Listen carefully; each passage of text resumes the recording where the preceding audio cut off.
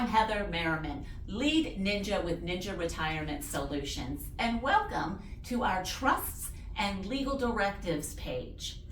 We bring this to you because you deserve a future masterfully planned, and that's going to require a few different legal aspects that you make sure you have in place in plenty of time before they are needed. The first one that I will mention to you is a will. Now that seems pretty commonplace, but a will is very important because it's going to be the roadmap of what you want done in the event of your passing, okay? Very important. There are pros and cons, particularly with your family. Leaving a will is very beneficial to your family because it's going to stop a lot of different arguing and indecision within the family on what they should do because you've already spelled it out for them. Now, one thing many people do not know is a will in and of itself will not keep your belongings out of probate.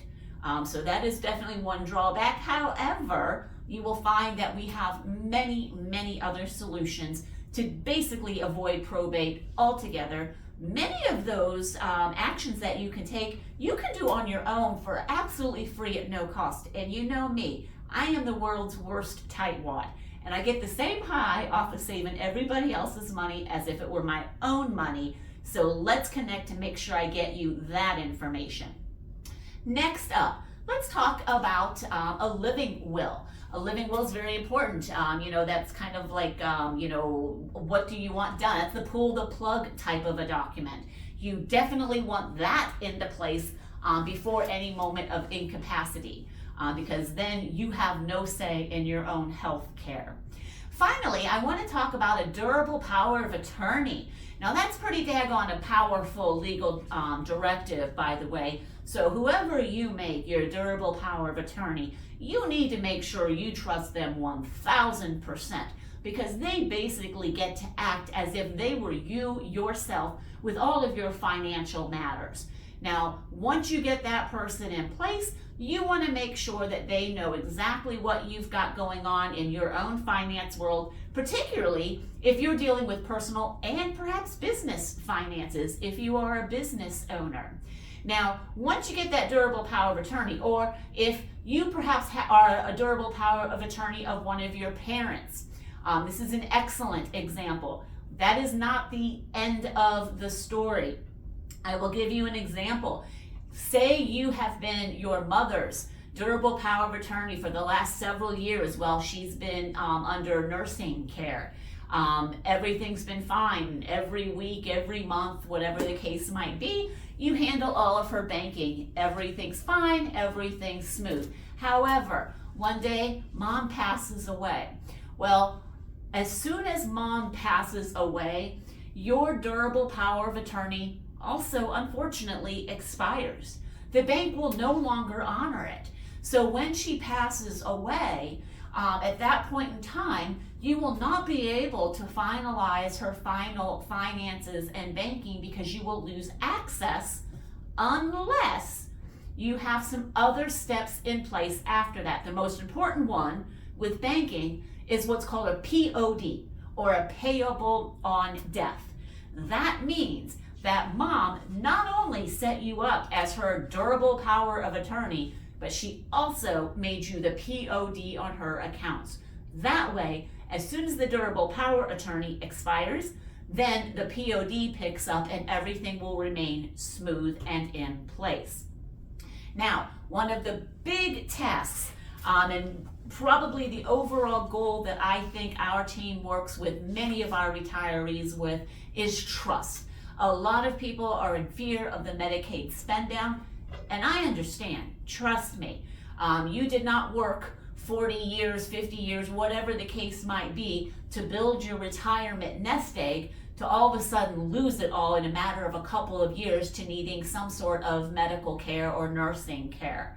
That being said, one way to protect all of your assets as well as avoiding probate would be to utilize an irrevocable trust. Now, a lot of people freak out about that word irrevocable. They're like, wait, isn't that the kind of trust that I can't get my stuff back out of? No, it is not. It is very misunderstood. In fact, let's look at the root word of irrevocable.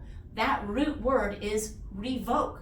Revoke means to end something, to cancel something, to terminate something. So here's the difference between an irrevocable and a revocable trust.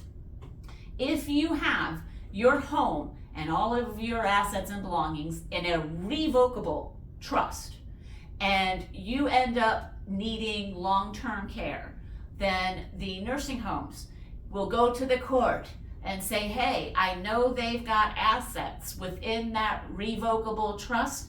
I want you to revoke the trust, shut down the trust, and give us access to all of their funds and assets within that trust. Alternatively, if you have an irrevocable trust, those two little letters in front of that word mean an entire difference, a world of difference, because now the state or the nursing home rather, cannot go to the courts and say, shut down that trust, because it's irrevocable. It cannot be revoked. Now, there is one more caveat. In order to protect your assets utilizing a irrevocable trust, you must have those assets within that trust for an absolute minimum of 5 years and 1 day in order for those assets to be safe. Now, let's face it, 5 years is a lot different when you're 30, 40, or 50 years old than when you're 70 or 80 years old. So a trust is something that you definitely want to get put into place sooner rather than later, so that we can expire that 5-year look back clock. Find out more at ninjaretirementsolutions.com. Be sure to hit the blue button to book a phone call today to ask all of your questions so we can make sure that your future is masterfully planned.